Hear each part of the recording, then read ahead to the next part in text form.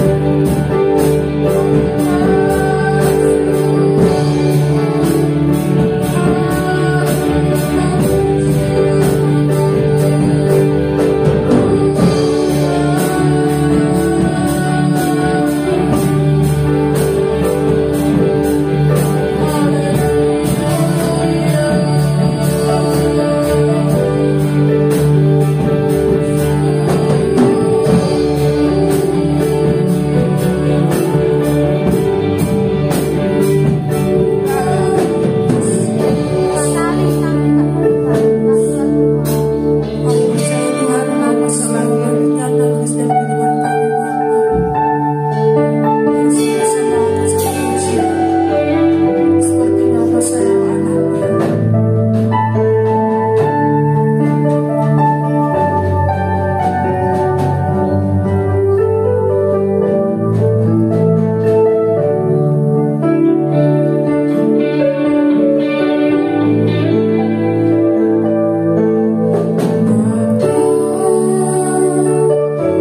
Besar sungguh kasih setiamu.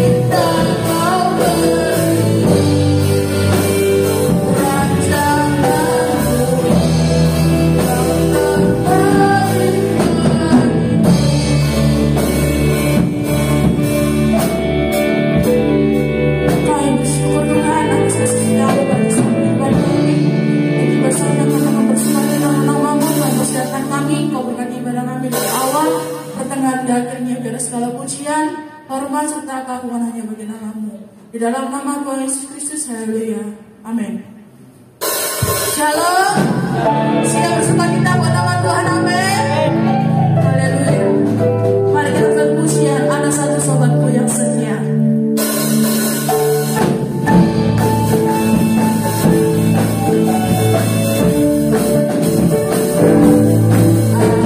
Satu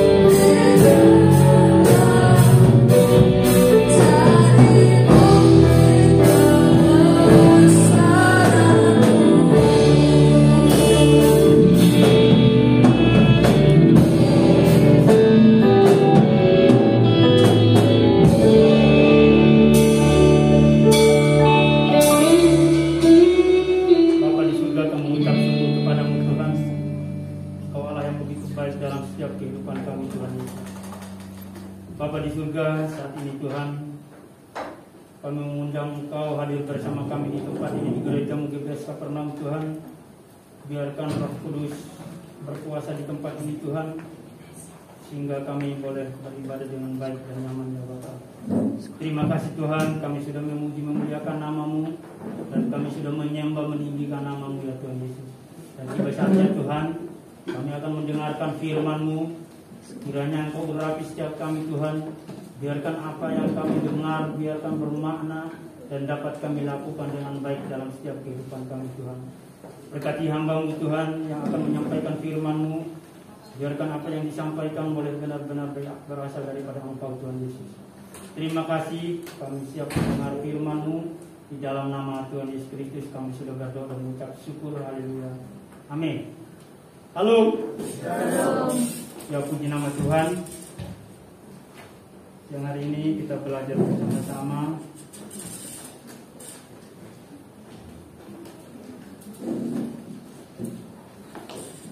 langsung saja kita buka Alkitab kita di Efesus 4 ayatnya yang ke-17 sampai 32.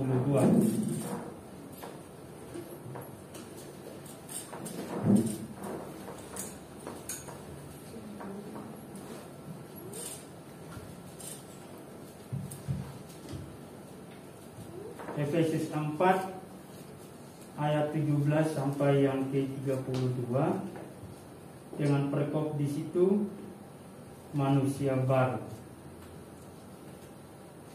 Jadi di mana saat ini kita sudah jadi hamba Tuhan, di mana dari awal kita dimenangkan oleh Kristus, dan di mana kita dimateraikan oleh Tuhan Yesus, otomatis kita itu harus jadi manusia baru melalui perkopnya ini.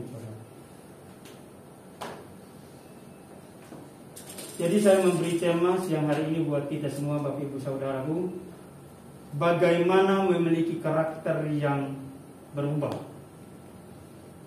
Setiap orang percaya, setiap hamba Tuhan, atau setiap orang yang mengenal Kristus yang hidup di dalamnya harus memiliki karakter yang berubah. Maksudnya setiap karakter kita yang lama-lama itu harus diubahkan. Pribadi saya dan kita semua. Nah, kita sering berkata saudaraku bahwa saya mengenal Tuhan. Dan apakah Tuhan mengenal kita?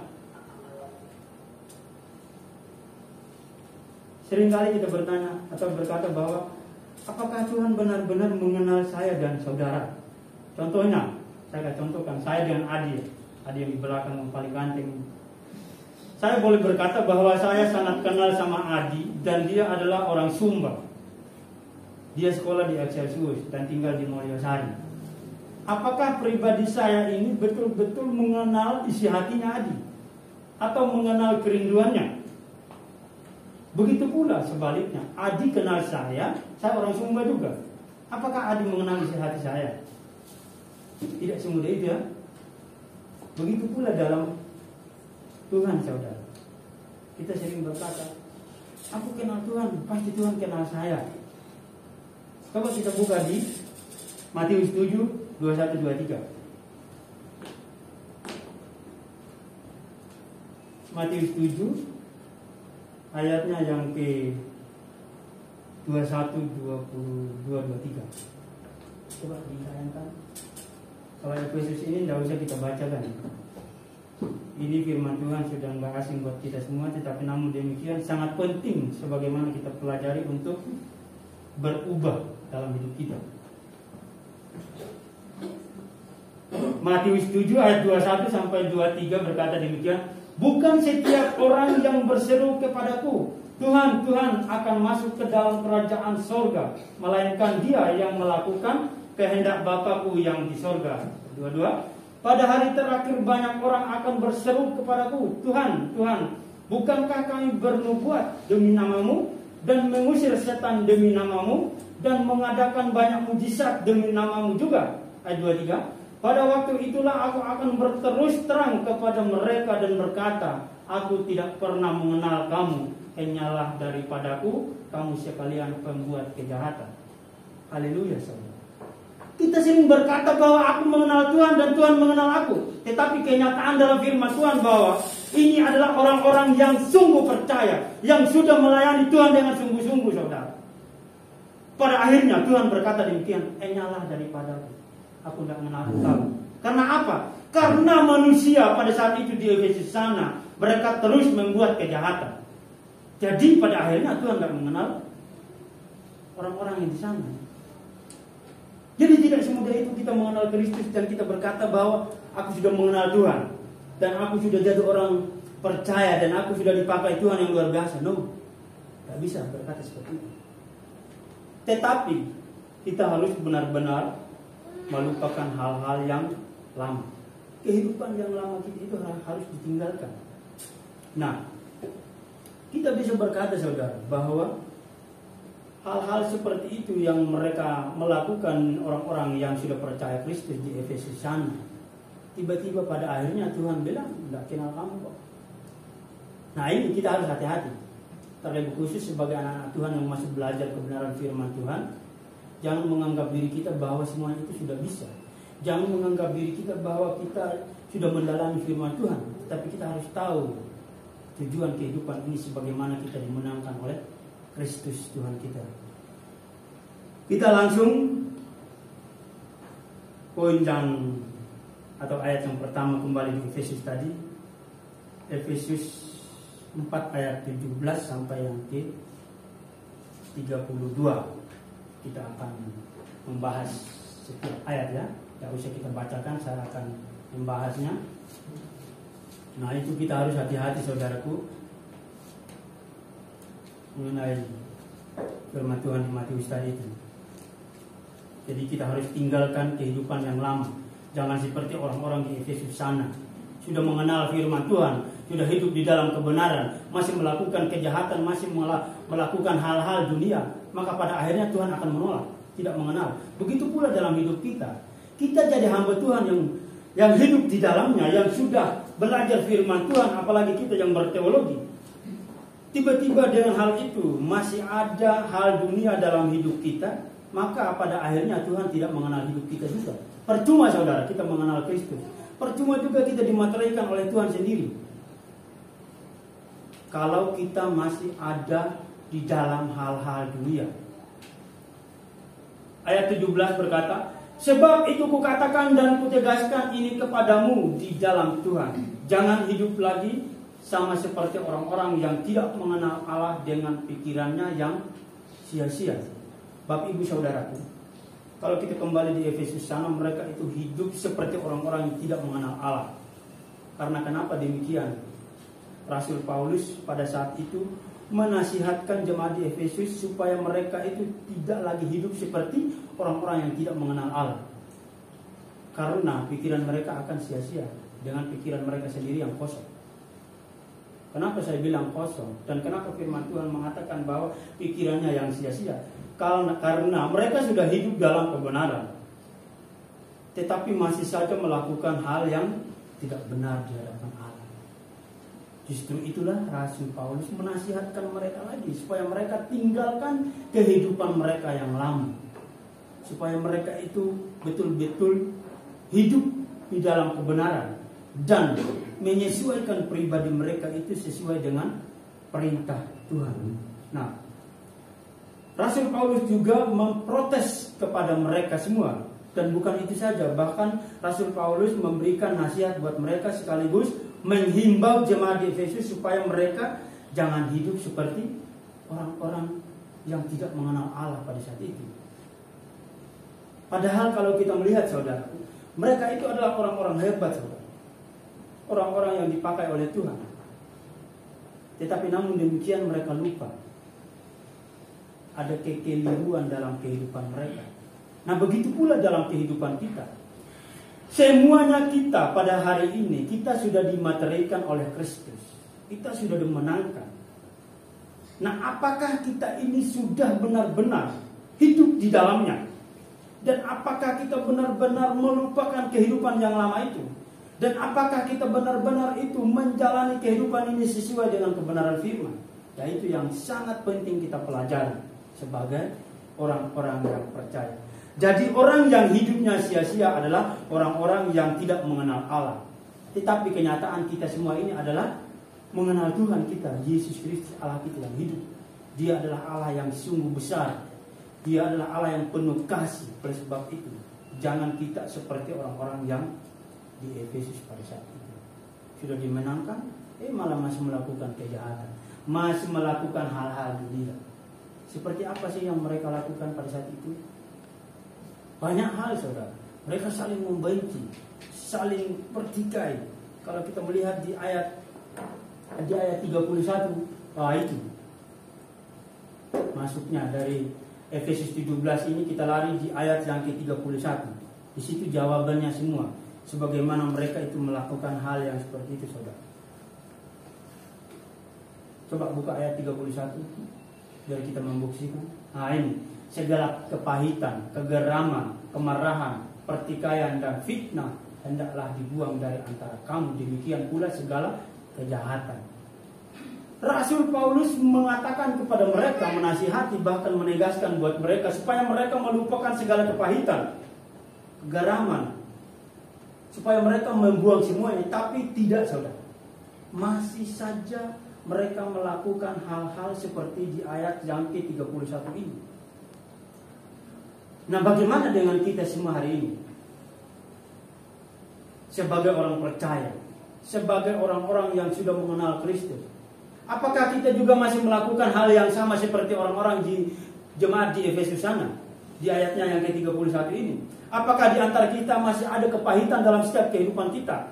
Apakah masih ada di antara kita yang itu menyimpan kepahitan, pertikaian, dendam, segalanya, saling membenci, saling memfitnah, saling menyalahkan? Apakah masih ada di antara kita? Jika masih ada, semuanya itu kita lupakan. Itu gunanya kita dimenangkan, dan itu gunanya kita belajar di dalam kebenaran firman Tuhan. Jadi Bapak Ibu Saudara, pada akhirnya bahwa apapun yang kita lakukan pada saat ini, itu semuanya karena demi pekerjaan Tuhan, saudara. Jadi karena itu hidup kita yang tidak mencerminkan Kristus, itu kita harus hati-hati. Kita sudah mengenal Allah, tetapi hidup kita tidak mencerminkan Kristus. Jadi ya otomatis kita dikatakan bahwa kita adalah orang-orang sama seperti jemaat yang di Efesus sana. Sudah menerima Kristus, tetapi seolah-olah kehidupan tidak mengenal Allah.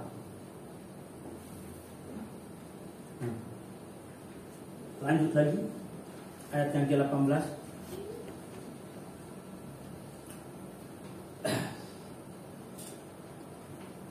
Ayat yang ke-18.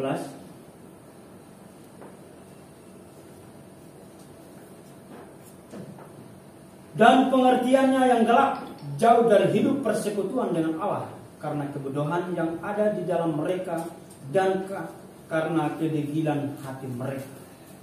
Ya ini, saudara.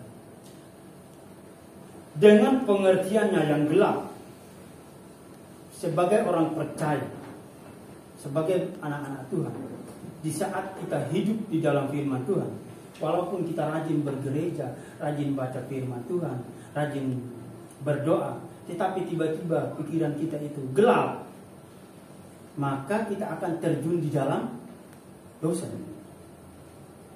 Nah, itu yang kita harus pelajari. Dan boleh dikatakan kita ini adalah orang bodoh jika kita masih melakukan hal seperti itu. Kita sudah belajar dan kita sudah dimateraikan dan kita sudah pelayanan di mana-mana. Apalagi setiap saat kita diberi tugas, dan masih saja pikiran kita itu gelap, tidak mengingat atas apa yang dikatakan Tuhan dalam hidup kita, dan tidak mengingat atas apa yang kita pelajari dari awal kita dimenangkan. Maka dengan hal itu kita dikatakan adalah orang bodoh. Mohon maaf ya, bukan kita yang bodoh ya hari ini, tapi saya percaya semuanya ini tidak ada yang bodoh buat kita semua di sini. Tetapi perlu belajar sebagaimana kita melupakan hal yang seperti ini. Nah, pengertiannya yang gelap, jauh dari hidup persekutuan dengan Allah, berarti orang-orang yang terus berjalan dalam pikirannya yang sia-sia, menuruti pikirannya sendiri, menuruti pikiran-pikiran dunia, menuruti godaan-godaan antara teman. Contohnya, kita dilihat bahwa kita ini ada anak Tuhan yang melayani sungguh-sungguh. Tiba-tiba ada yang masuk berita atau perkataan. Gak usah dulu ke sana, kita ke sini aja. Jika kita terjun dan jika kita percaya oleh karena kita itu adalah teman akrab, otomatis kita itu melupakan Tuhan dan otomatis kita itu terjun di dalam hal itu. Karena kenapa, saudara? Zaman sekarang ini banyak godaan. Ilah-ilah zaman sekarang itu adalah hal-hal dunia. Itu harus kita melupakan. Kita harus memiliki pengertian yang baik, yang sesuai dengan pengertian Kristus, dan yang sesuai dengan perintah Tuhan di dalam kebenaran firman Tuhan. Coba kita buka di Korintus 4 ayatnya yang ke-4, biar kita tahu bahwa kehidupan yang bagaimana sehingga kita melakukan hal yang baik di dalam Kristus. 2 Korintus 4 ayat yang ke-4.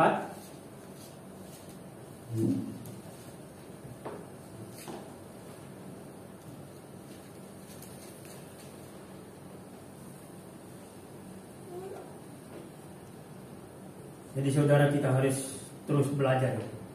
Kita jadi manusia baru, dan ketika kita sudah dimateraikan oleh Yesus Kristus, jadi kita itu harus benar-benar belajar terus di dalam kebenaran firman Tuhan.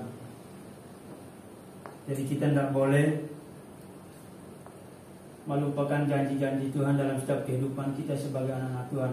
2 Korintus 4 ayat yang ke-4, yaitu orang-orang yang tidak percaya, yang pikirannya telah dibutakan oleh ilah zaman ini, sehingga mereka tidak melihat cahaya Injil tentang kemuliaan Kristus yang adalah gambar Allah.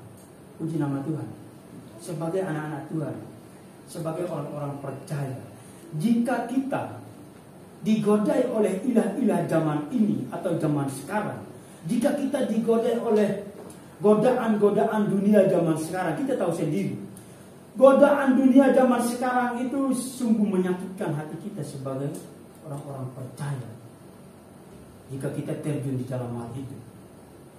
Jadi kita harus hati-hati, saudara, karena firman Tuhan sudah jelas di situ berkata bahwa pikirannya akan telah dibutakan. Pikiran kita dibutakan oleh pikiran-pikiran dunia jika kita tidak hidup di dalam memiliki karakter yang diperbarui. Jadi karakter kehidupan kita ini harus berubah. Karakter kehidupan kita itu harus diperbarui supaya tidak semudah hal dunia tergoda dalam hidup kita. Banyak hal dunia yang tergoda.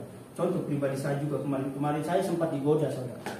Kakak kok kemarin sebelum ini kok tidak seperti itu.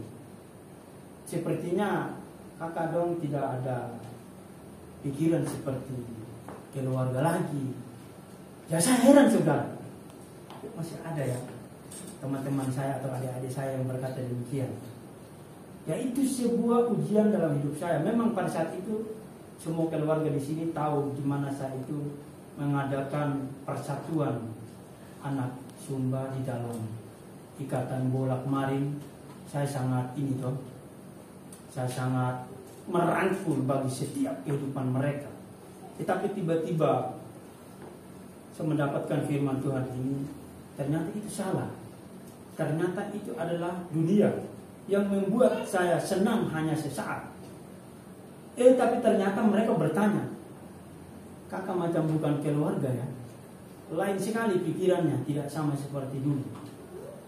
Kita ada perkumpulan ini gak hadir.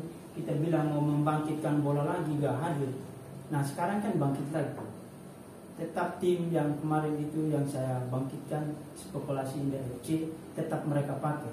Itu menggoda saya pribadi kembali. Tetapi saya tidak mau untuk terjun kembali di situ. Akhirnya teman-teman semua datang di kostum, masak-masak sendiri di sebelah. Pribadi saya cuma bilang, iya silakan, saya dukung dalam doa. Puji Tuhan ya kamu bangkit lagi. Gitu toh, saya tidak bisa ke sana. Karena firman Tuhan berkata bahwa banyak hal-hal yang membuat orang percaya itu tidak menyenangkan dalam pelayanan.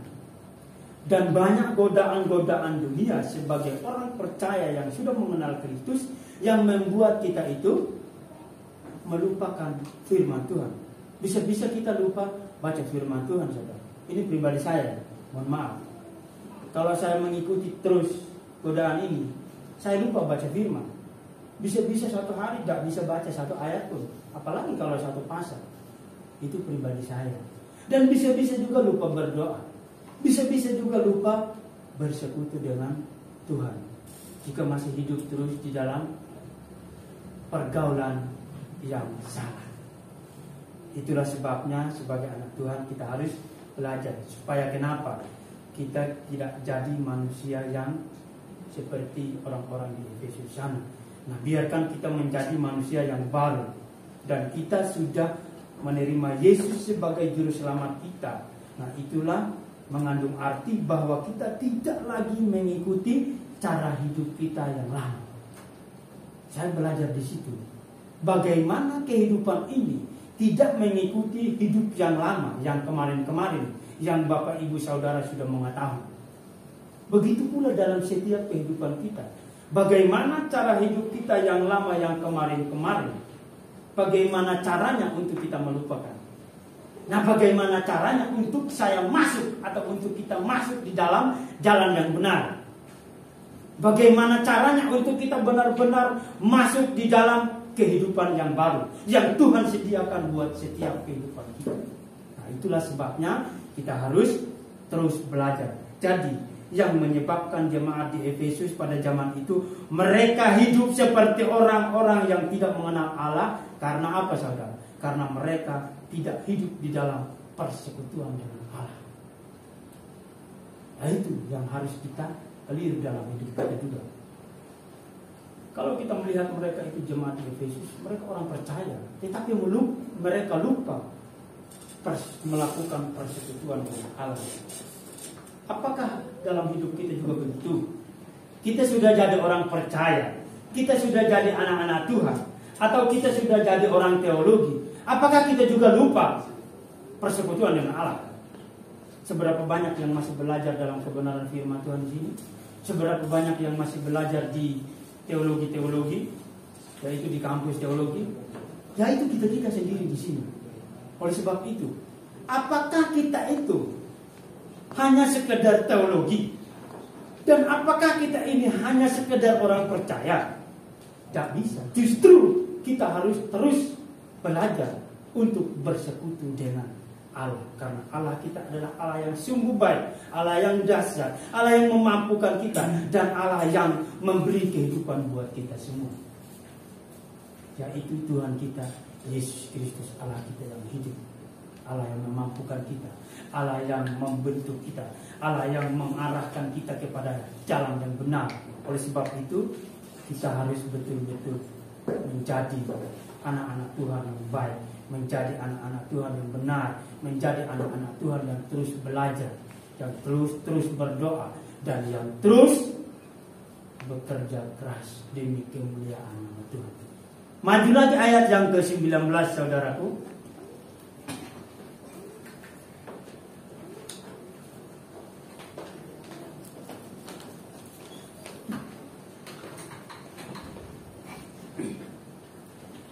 Efesus 4, lanjut ayat yang ke-19.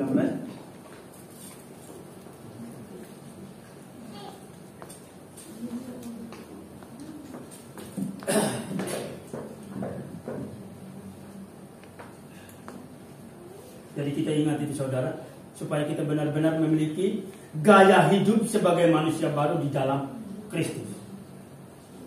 Kita perlu ingat itu.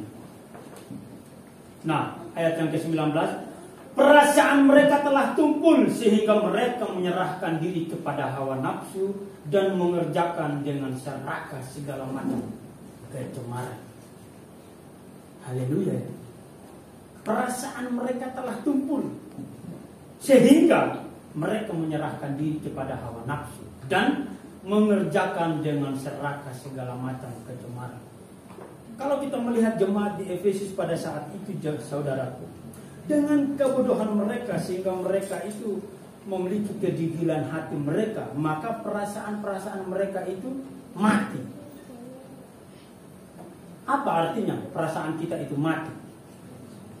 Sehingga mereka menyerahkan diri kepada hawa nafsu. Nah, kata menyerahkan itu mengandung arti adanya unsur kesengajaan oleh jemaat di Efesus sehingga menceburkan diri ke dalam dosa.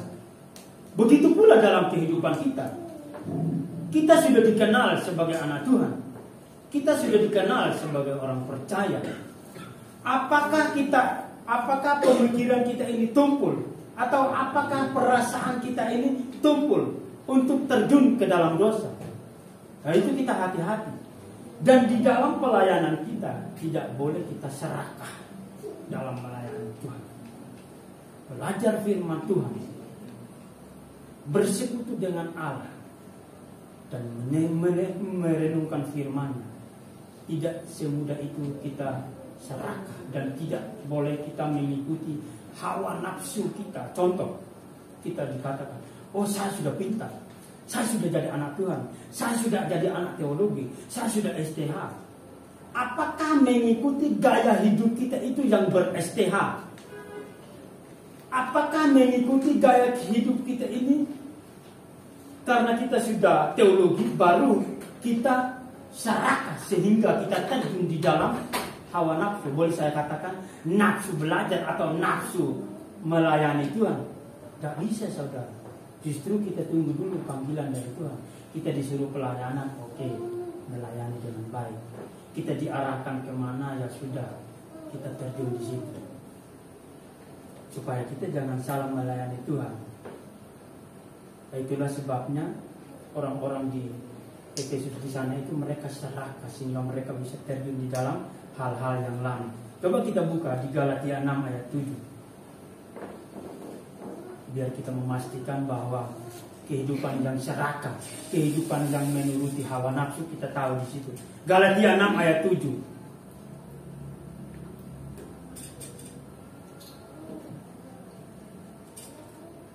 Nah, Galatia 6 ayat 7, jangan sesat, Allah tidak membiarkan dirinya dipermainkan.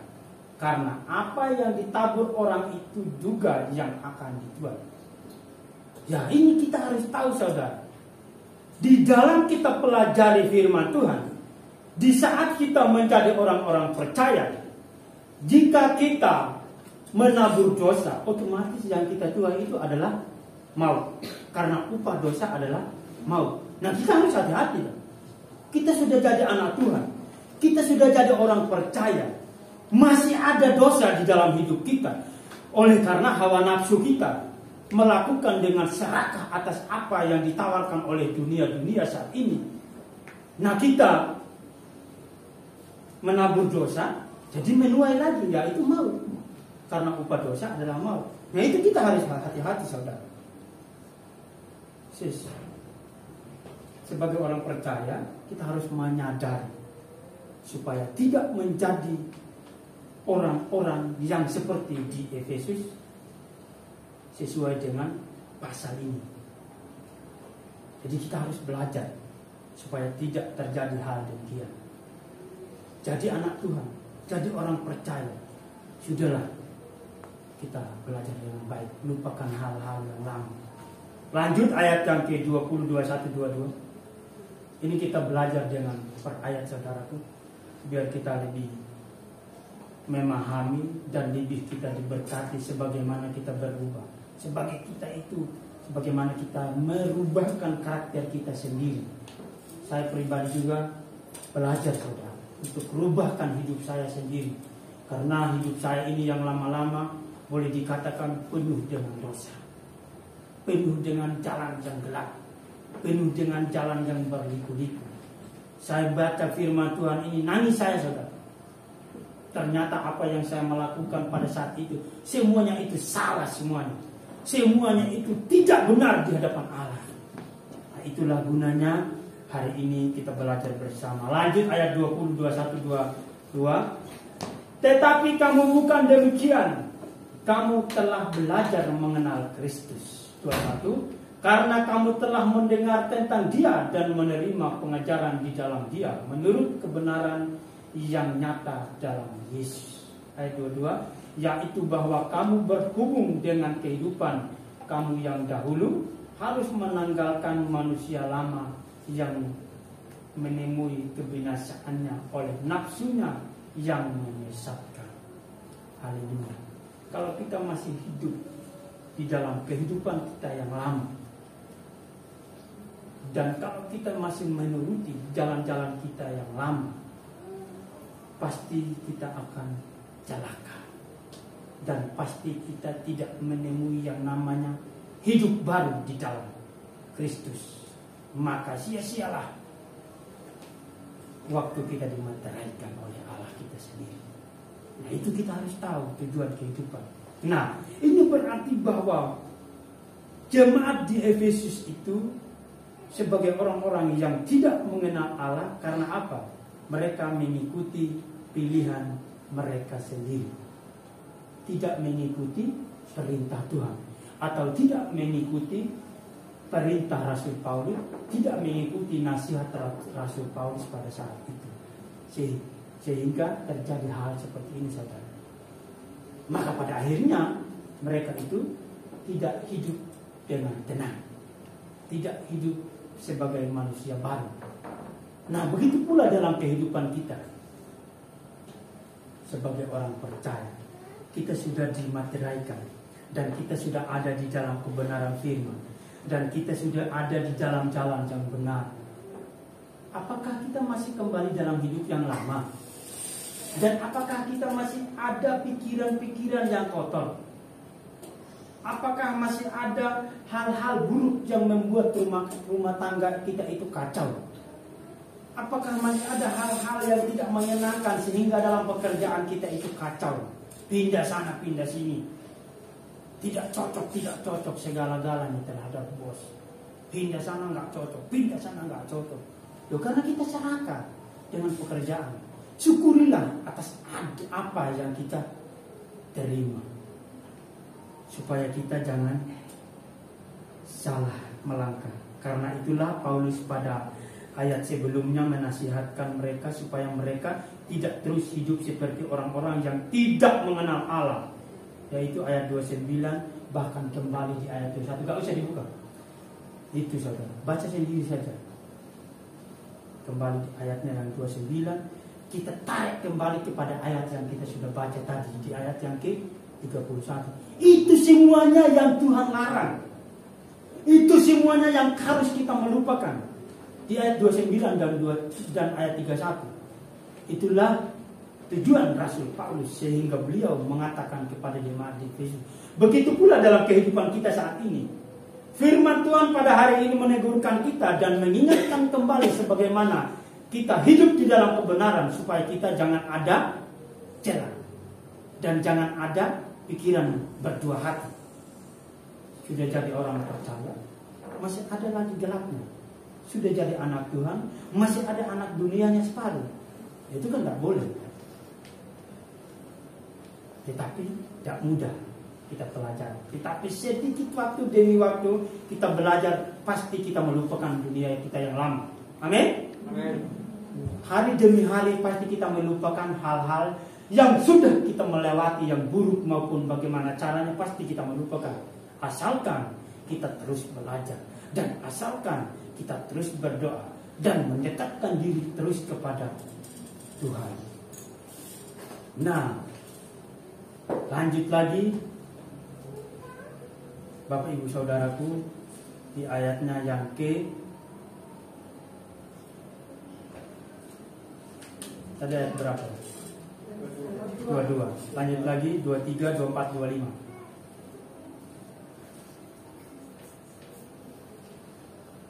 Supaya kamu dibaharui di dalam roh dan pikiranmu, dan mengenakan manusia baru yang telah diciptakan menurut kehendak Allah di dalam kebenaran dan kekudusan yang sesungguhnya. Ayat 25. Karena itu buanglah dusta, dan berkatalah benar seorang kepada yang lain, karena kita adalah sesama anggota. Karena kita adalah sesama anggota jemaat GBS Kapernaum.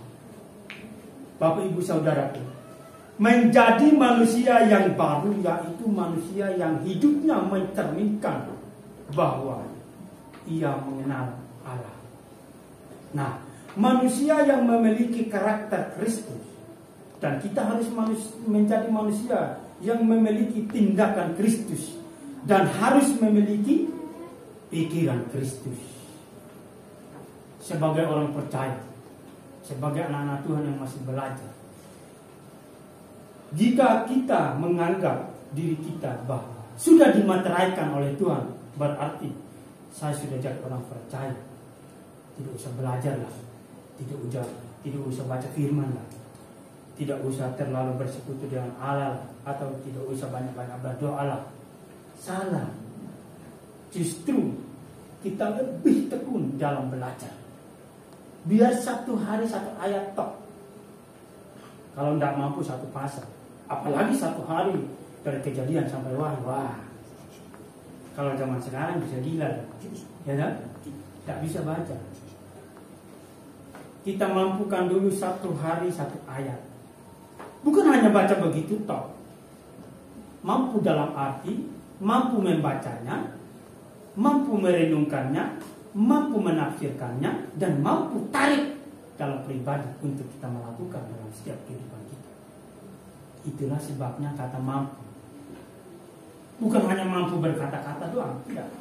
Bukan hanya mampu baca dari Kejadian sampai Wahyu doang, tidak. Bukan hanya mampu pegang Alkitab doang, tidak. Atau bukan hanya mampu memegang STH doang, tidak. Tetapi harus begitu belajar. Itulah sebabnya kita sebagai orang-orang percaya, kita harus memiliki karakter Kristus dan tindakan Kristus dan pikiran Kristus. Karakter kita yang lama boleh dikatakan itu adalah karakter dunia. Dan bagaimana kita dimenangkan? Berarti kita sudah menerima karakter Kristus. Oleh sebab itu, kita harus pelihara karakter Kristus yang sudah tertanam di dalam setiap kehidupan kita. Dan kita harus terus belajar karakter itu yang Tuhan berikan dalam hidup kita, supaya jangan jauh daripada hidup kita, supaya jangan terhindar dari hidup kita. Pelihara terus, saudara. Iman yang kau terima dari Kristus itu harus pelihara.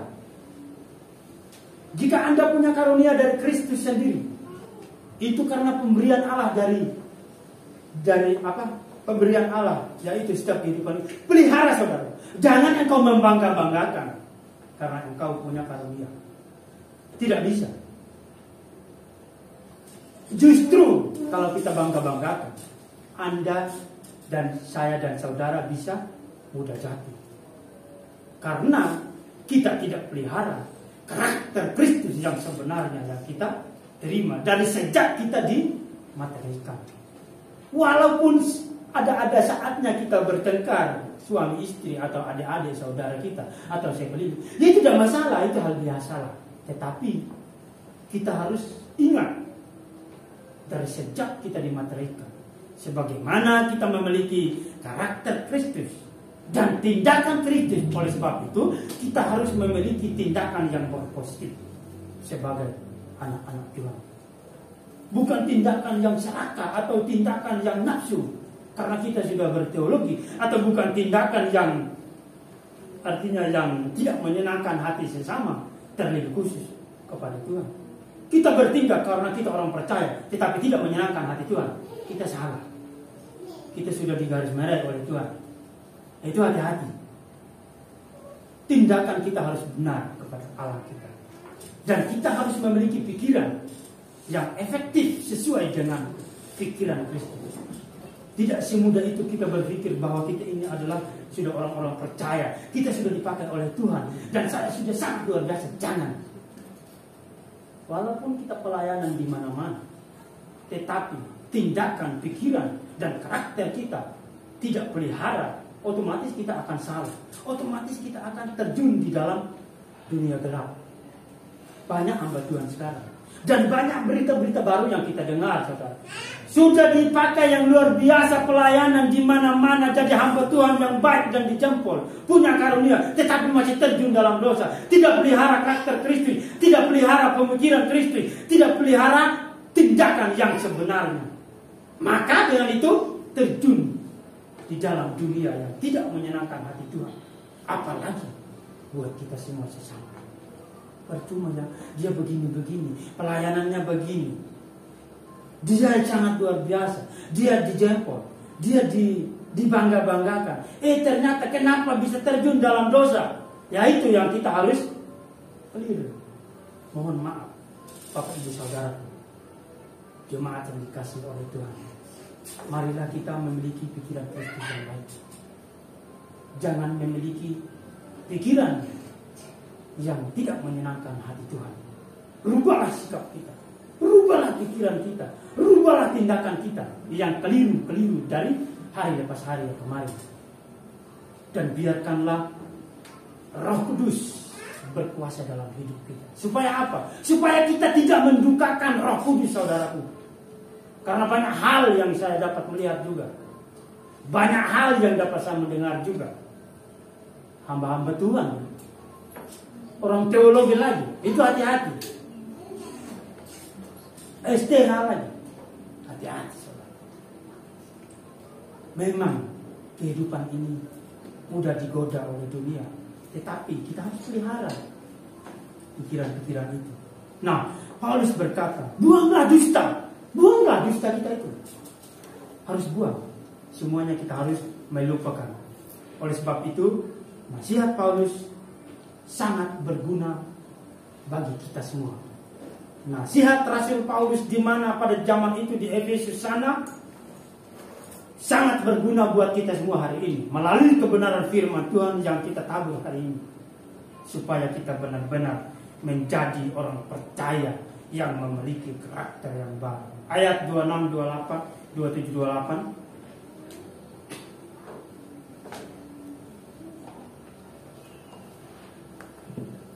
Ayat 26, 27, 28. Apabila kamu menjadi marah, janganlah kamu berbuat dosa. Janganlah matahari terbenam sebelum padam amarahmu. 27. Dan janganlah beri kesempatan kepada iblis. 28. Orang yang mencuri, janganlah ia mencuri lagi, tetapi baiklah ia bekerja keras dan melakukan pekerjaan yang baik dengan tangannya sendiri, supaya ia dapat membagikan sesuatu kepada orang yang berkekurangan. Haleluya. Saya pribadi adalah orang berdosa. Saya pribadi adalah orang yang memiliki jalan yang gelap di zaman gak enak di hari-hari kemarin. Saya adalah orang, boleh dikatakan saya juga adalah mantan pencuri, mantan preman, mantan perampok. Tetapi bagaimana firman Tuhan menegur dan mengingat buat kita semua?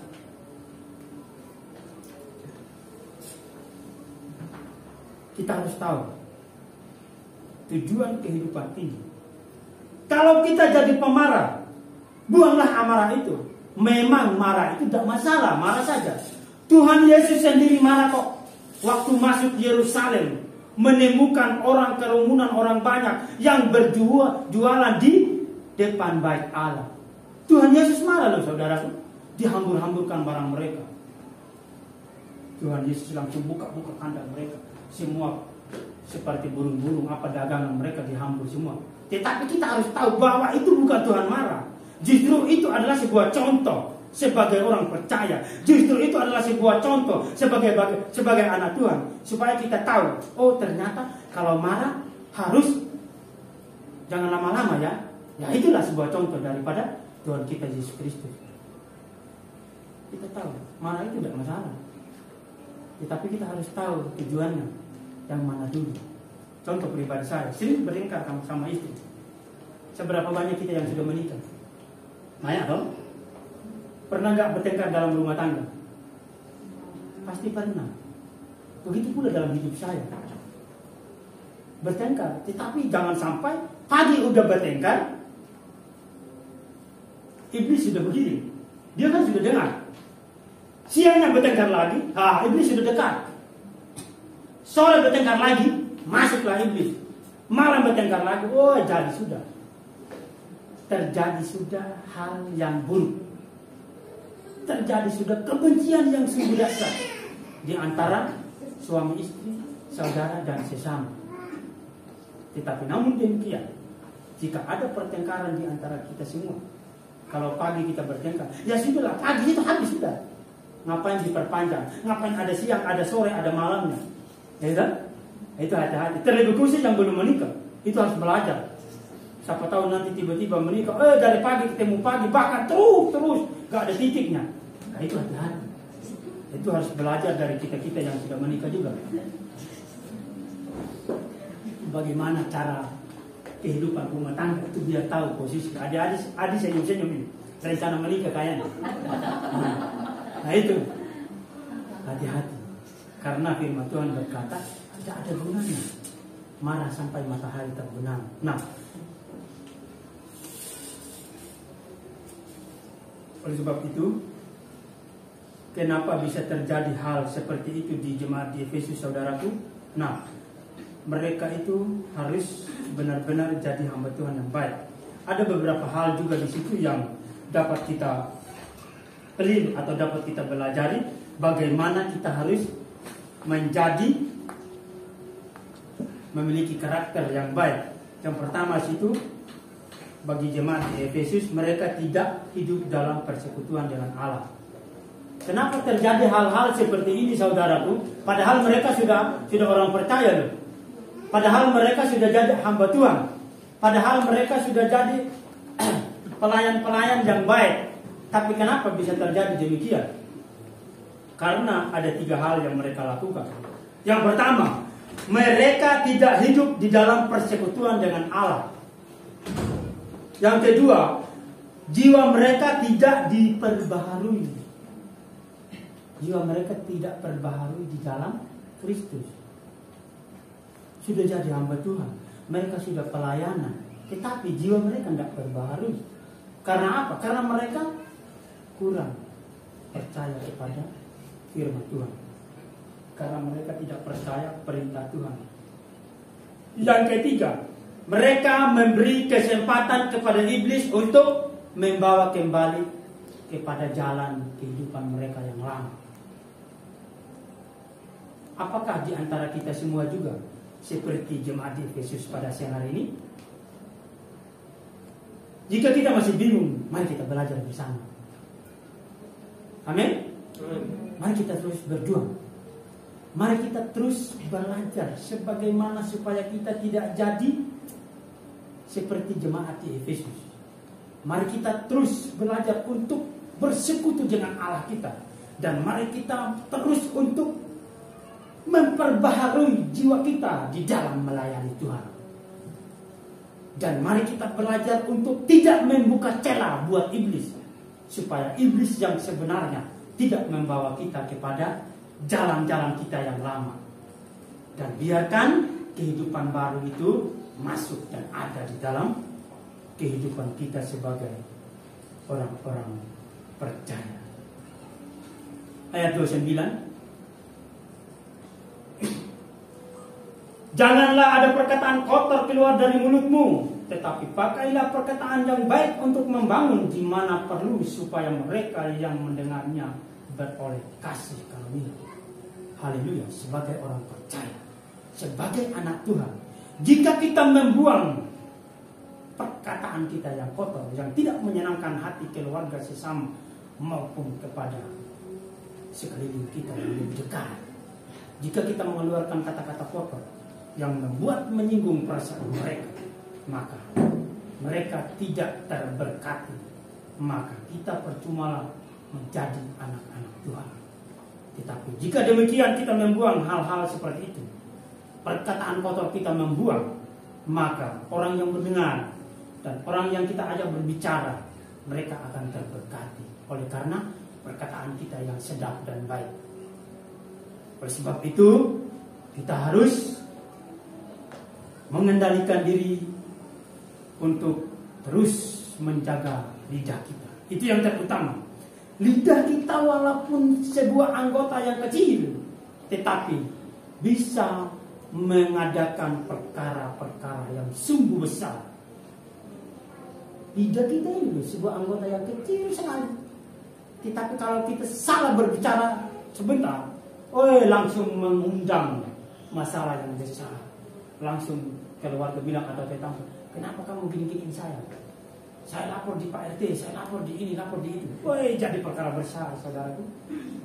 Padahal cuma sebentar doang. Maaf bro, cuma bercanda. Gak bisa, aku harus lapor. Tak seno, waduh ini. Hati-hati. Hati-hati supaya kita jangan di-share.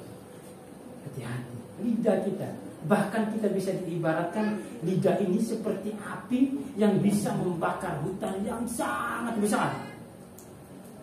Api ini loh, biar bakar Indonesia ini bisa terbakar kalau api.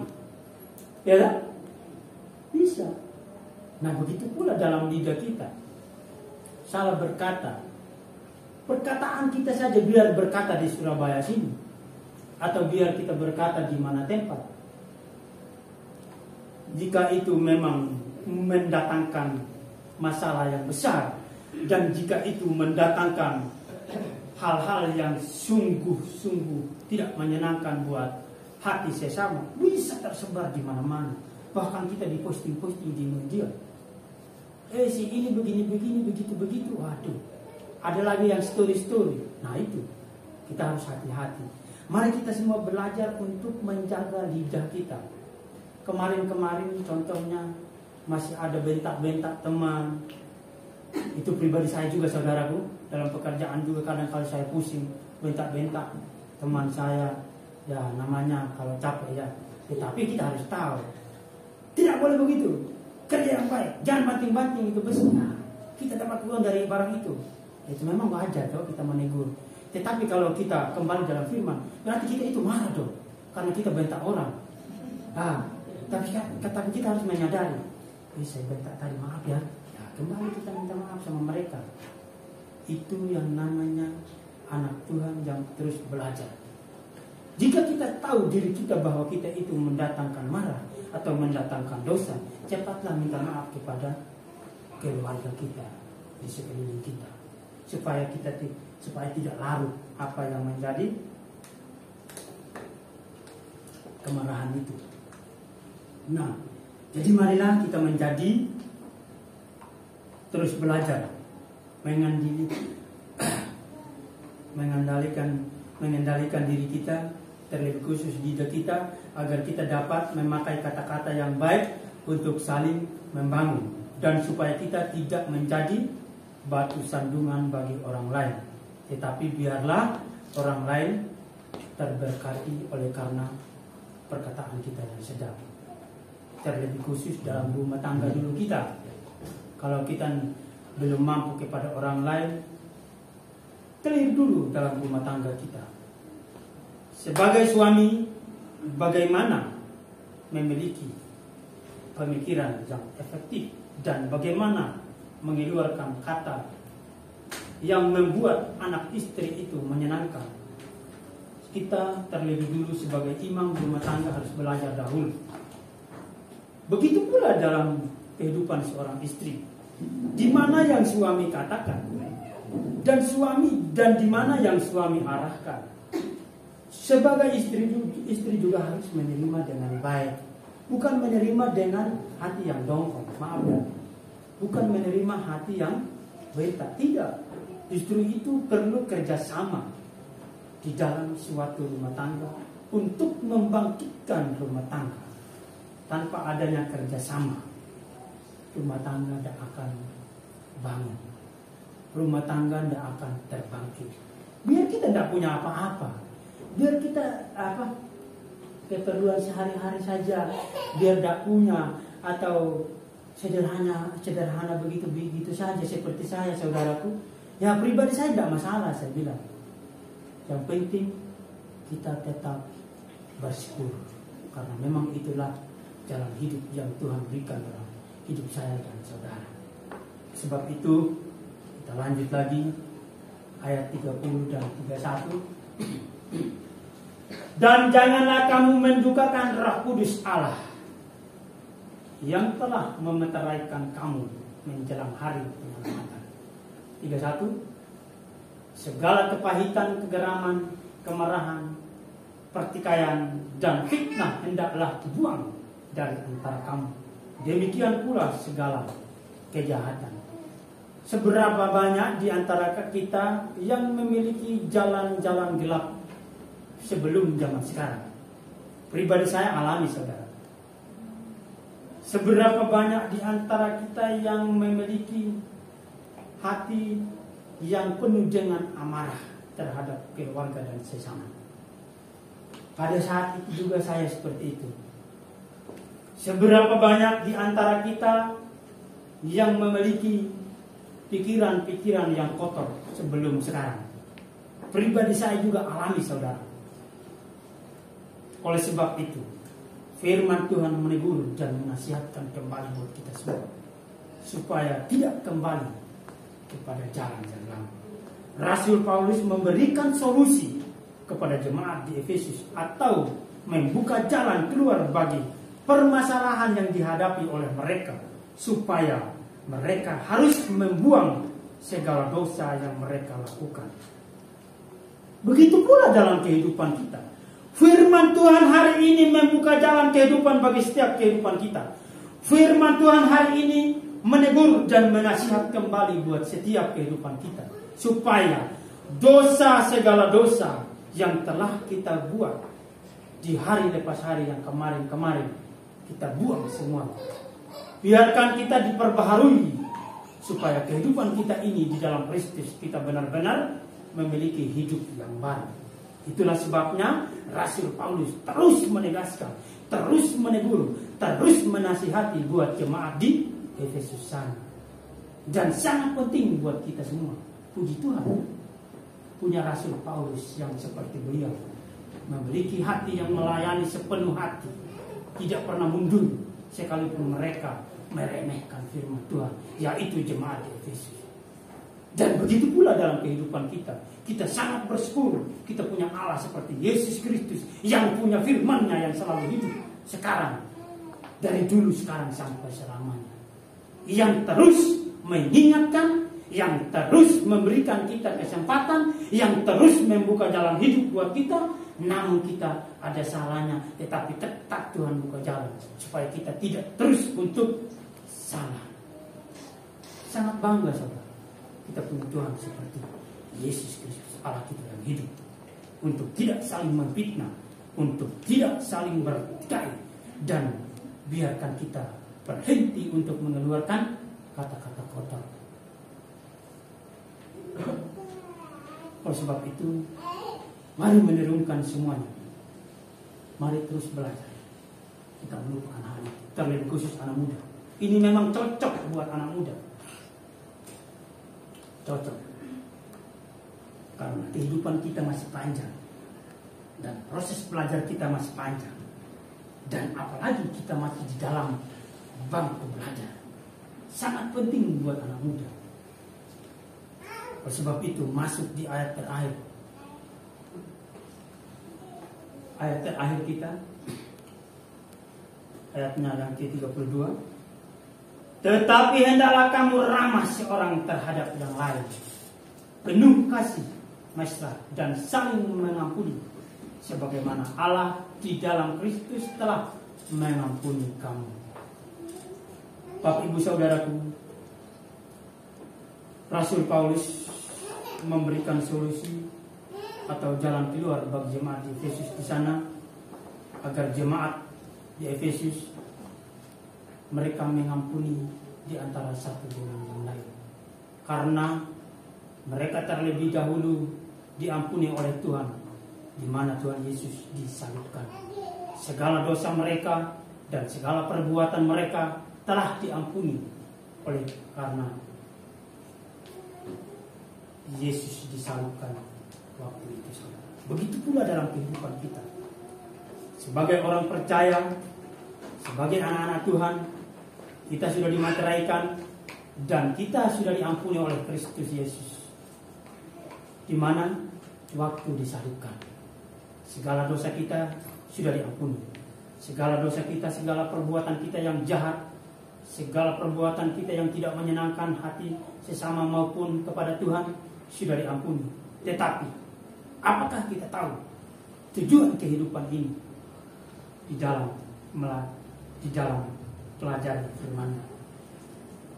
Jika kita sudah berpikir bahwa hidup kita ini sudah diampuni, apakah tidak perlu belajar lagi? Dan apakah tidak perlu bersekutu dengan Allah lagi? Dan apakah tidak perlu berdoa lagi? Tidak bisa. Tidak bisa kita mengatakan saya sudah diampuni, tidak usah belajar, tidak usah rajin bergereja, yang penting saya sudah dimateraikan. Tidak bisa.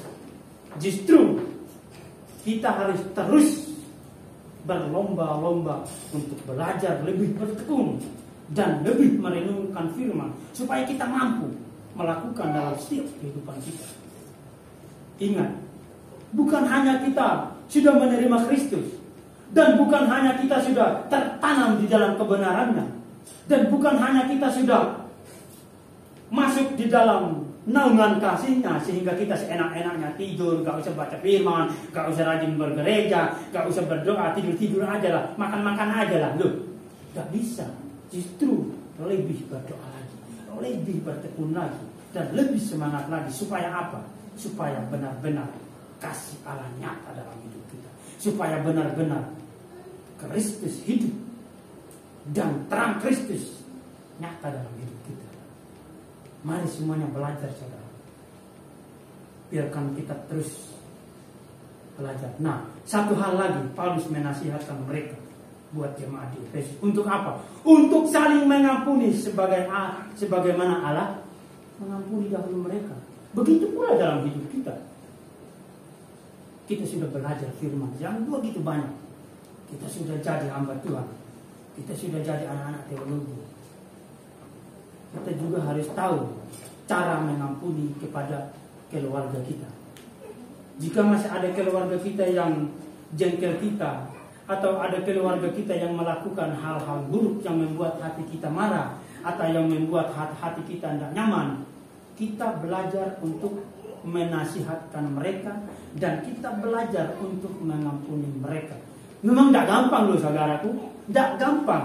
Kita sudah disinggung perasaan kita, kita sudah membuat kita itu marah. Tidak gampang kita langsung mengampuni, tidak gampang. Tetapi kita harus belajar bagaimana kita mampu untuk mengampuni dia, bagaimana kita mampu untuk mengarahkan dia kepada jalan yang benar, yang sesuai kepada firman Tuhan. Oleh sebab itu, kita tidak boleh hidup seperti orang-orang yang tidak mengenal Allah. Jadi, biarlah kita memiliki karakter yang berubah. Kita kembali di temanya tadi. Biarlah kita memiliki karakter yang berubah. Itu tema firman Tuhan kita pada siang hari ini. Dan kita harus terus belajar mengenai ketiga hal yang tadi. Yang pertama, yaitu yang tadi, kita harus hidup di dalam persekutuan dengan Allah. Terus belajar mendekatkan diri kepada Tuhan, terus belajar di dalam kebenarannya, dan terus belajar merenungkan firman-Nya, supaya kita mampu melakukan firman itu di dalam pekerjaan kita, di dalam rumah tangga kita, bahkan apa yang menjadi kerinduan ke depannya kita, biarkan itu sesuai dengan firman Tuhan. Amin.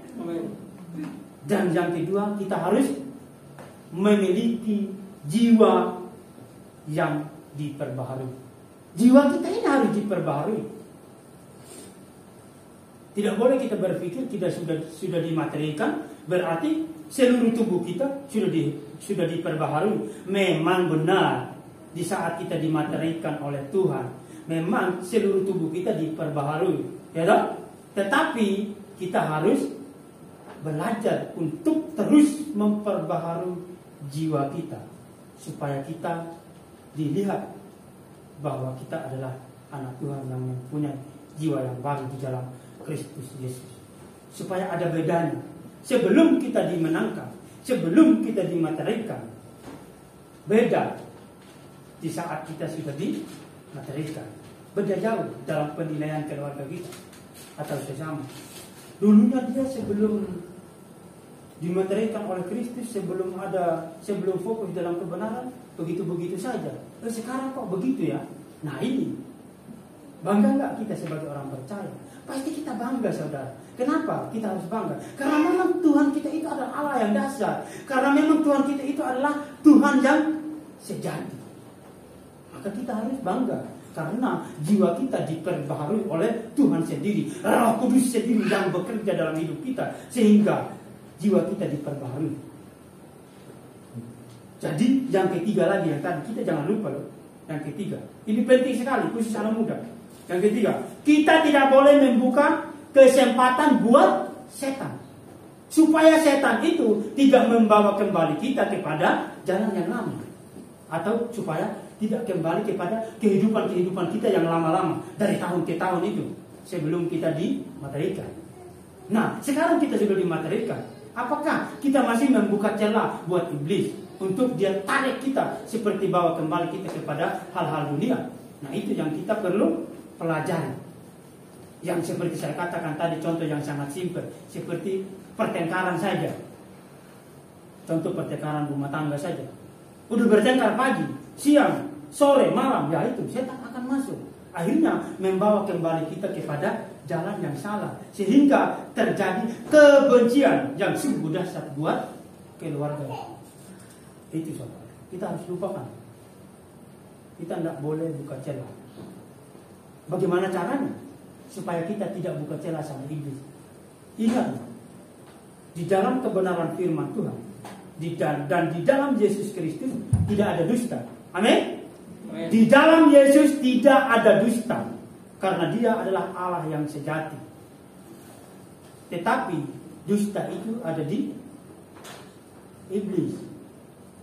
Dan biarkan iblis itu tidak mempengaruhi pikiran kita, supaya kita tidak memiliki hal-hal yang lama. Saya tambahkan di sini yang keempat, kita harus saling mengampuni. Jika ada di antara kita yang selisih paham kemarin-kemarin, sudahlah, lupakan semua itu. Di antara rumah tangga kita, di antara seiman kita, di antara sekeliling kita jika ada selisih paham, di antara teman-teman kita di pekerjaan jika ada selisih paham, kita belajar untuk saling mengampuni. Saya juga begitu, saudara. Sering selisih paham dengan teman-teman. Namanya kita orang dari sana, kurang memahami kata-kata mereka, yaitu maksudnya kurang memahami bahasa Jawa toh. Nah, sepertinya mereka bentak kita, dan begitu pula juga kita sebagai orang-orang sana, sepertinya kita bentak-bentak mereka. Dan saya juga belajar bagaimana untuk saling mengampuni, saling mengingatkan, saling memberi arti dan maksud tujuan perkataan itu. Maksud kamu apa? Kan gitu kan? Oh, maksud saya begini. Oh, saya pikir kamu marah. Nah, baru sadar, oh ternyata bahasa tidak sama. Walaupun bahasa Indonesia. Kamu dari mana? Kalau orang NTT, kamu dari mana? Kalau orang Jawa yang dengar itu marah. Kok kamu marah-marah? Ditanya kok marah-marah. Waduh, saya bingung, saudaraku. Kemarin itu bingung saya. Ada teman saya setiap pagi kan dia bilang, "Selamat pagi." "Iya pagi." "Loh, kok kamu marah? Selamat kok marah?" Waduh, bingung saya, saudaraku. Oh, berarti begitu ya logatnya gitu. Ternyata di setiap daerah situ mempunyai perbedaan logat bahasa. Sekalipun itu bahasa Indonesia, logatnya beda sekali. Apalagi kalau pakai bahasa sendiri, waduh, nggak bisa sedap didengar, saudaraku. Nah, tidak tahu arahnya. Nah, ini yang kita perlu pelajari. Jadi, Bapak Ibu saudaraku, terlebih khusus anak-anak muda GBS Kapernaum di sini, mari kita terus belajar dalam firman Tuhan. Mari terus kita bersekutu dengan Allah kita, dan jangan kita pernah melupakan janji Tuhan dalam setiap kehidupan kita, di mana Tuhan memenangkan kita, di mana Tuhan memanggil kita menjadi anak Tuhan, di mana Tuhan mengarahkan kita kepada jalan benar, dan di mana Tuhan memberikan karunia dalam setiap kehidupan kita. Mari kita pelihara saudara. Jika Bapak Ibu Saudara punya karunia, terlebih khusus anak muda yang masih belajar, ya. Kalau Bapak Ibu Saudara yang sudah tua itu sudah tahu, sudah memahami tujuannya karunia Tuhan. Tetapi anak muda masih banyak hal yang keliru dalam hidup kita. Kita boleh miliki, tetapi kita tidak tahu peliharanya. Itu yang kita perlu hati-hati, supaya kita jangan jatuh dalam dosa, laki maupun perempuan, terlebih khusus dalam hal pacaran. Saya himbau buat adik-adik semuanya, hati-hati saudara, supaya kita jangan menodai nama Tuhan, dan supaya kita jangan mendukakan Roh Kudus yang bekerja penuh dalam hidup kita. Kita harus hati-hati menjaga kekudusan saudara dan menjaga kekudusan Allah kita yang sejati. Itu yang perlu kita pelajari. Oleh sebab itu saja yang dapat saya sampaikan. Mari terus terbangkit, dan mari terus belajar, dan mari terus hidup di dalam persekutuan dengan Allah, yaitu di dalam Kristus Yesus Allah kita yang hidup. Saya kembalikan kepada worship leader. Tuhan Yesus memberkati kita semua.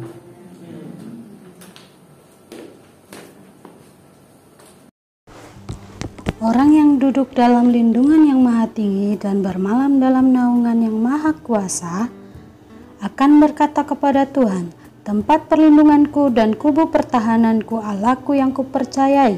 Sungguh dialah yang akan melepaskan engkau dari jerat penangkap burung, dari penyakit sampar yang busuk. Dengan tepaknya ia akan menudungi engkau, di bawah sayapnya engkau akan berlindung. Kesetiaannya ialah perisai dan pagar tembok. Engkau tak usah takut terhadap kedahsyatan malam, terhadap panah yang terbang di waktu siang, terhadap penyakit sampar yang berjalan di dalam gelap, terhadap penyakit menular yang mengamuk di waktu petang. Walau 1.000 orang rebah di sisimu dan 10.000 di sebelah kananmu, tetapi itu tidak akan menimpamu. Engkau hanya menontonnya dengan matamu sendiri dan melihat pembalasan terhadap orang-orang fasik. Sebab Tuhan ialah tempat perlindunganmu yang maha tinggi, telah kau buat tempat perteduhanmu. Malapetaka tidak akan menimpa kamu, dan tulah tidak akan mendekat kepada kemahmu. Sebab malaikat-malaikatnya akan diperintahkannya kepadamu untuk menjaga engkau di segala jalanmu. Mereka akan menatang engkau di atas tangannya, supaya kakimu jangan terantuk kepada batu. Singa dan ular tedung akan kau langkai, engkau akan menginjak anak singa dan ular naga. Sungguh hatinya melekat kepadaku, maka aku akan meluputkannya, aku akan membentenginya sebab ia mengenal namaku. Bila ia berseru kepadaku, aku akan menjawab, aku akan menyertai dia dalam kesesakan, aku akan meluputkannya dan memuliakannya. Dengan panjang umur akan kukenyangkan dia, dan akan kuperlihatkan kepadanya keselamatan daripadaku.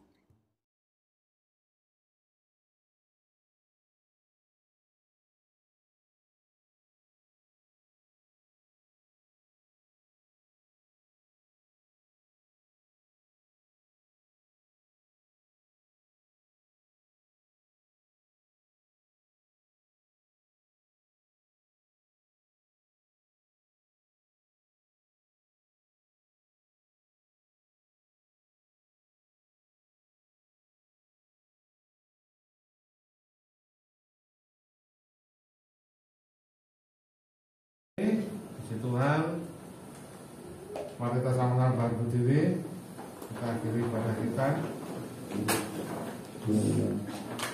Kita satukan hati, kita berdoa. Tuhan Yesus, saya mengucap syukur untuk ibadah raya pada hari ini. Kau sertai mengawal pada akhirnya. Kau berkati Tuhan Yesus, Bapak sudah melayani untuk Bapak Markus yang menyampaikan pesan firman-Mu. Untuk kami senantiasa menjaga kehidupan kami, untuk menjaga agar kami tidak kembali ke kehidupan kami yang lama, Tuhan Yesus. Terima kasih Tuhan, Kau berkati Markus juga turut berarti dalam pekerjaan dan pelayanan kesehatan rumah tangga mereka, Bapak Rapi, Pak Markus dan turut yang kemarin juga sudah diwisuda, Kau berkati untuk Kau berkati Jesslyn dalam masa pertumbuhannya, Tuhan pakai Rapi Tuhan, Jesslyn Tuhan Yesus pakai langsung Kau berkati juga Tuhan Michelle yang sudah minta puji-pujian, Tuhan pakai Rapi berkati dalam kuliah, dalam kesehatannya, dan Tuhan semua yang dilakukan Tuhan untuk kemudian besar lalu. Dan berdoa Tuhan juga buat Stephen yang sudah melayani di bagian LCD, Kau berkati dalam pekerjaan dan kesehatannya. Tuhan berkati juga untuk rencana pernikahannya Tuhan Susan, Tuhan Yesus pesertai Tuhan Yesus. Kau buka berkat-Mu bagi Stephen Tuhan dan Susan. Kau berkati juga Tuhan buat Erna yang sudah bertugas bagian rekaman video. Kau berkati Tuhan rumah tangganya bersama ini, yang berkati rumah usaha pekerjaan pelayanan kesehatan. Kau Tuhan pakai Rapi Bina dan Erna Tuhan Yesus, juga berikan apa yang mereka rindukan untuk menjadi seorang anak Tuhan. Percaya tidak usah Kau berkati untuk kolektan Tuhan Yesus, hati Kau berkati dan kuliahnya, kerjaan kesehatannya senantiasa pakai Rapi anakmu Tuhan Yesus. Terima kasih Tuhan. Kami berdoa Tuhan untuk Bapak Hendro yang saat ini ada di Papua, Kau sertai jaga lindungi tutup bungkus saudaramu, Kau sertai pelancar semua urusan di Papua Tuhan Yesus. Bagi senantiasa jaga lindungi Tuhan, dapat masalah para bahaya, masalah halangan rintangan. Kau berkati juga putri yang ada Surabaya, Kau berkati dalam usaha pekerjaan, pelayanan kesehatan rumah tangga mereka, Kau pakai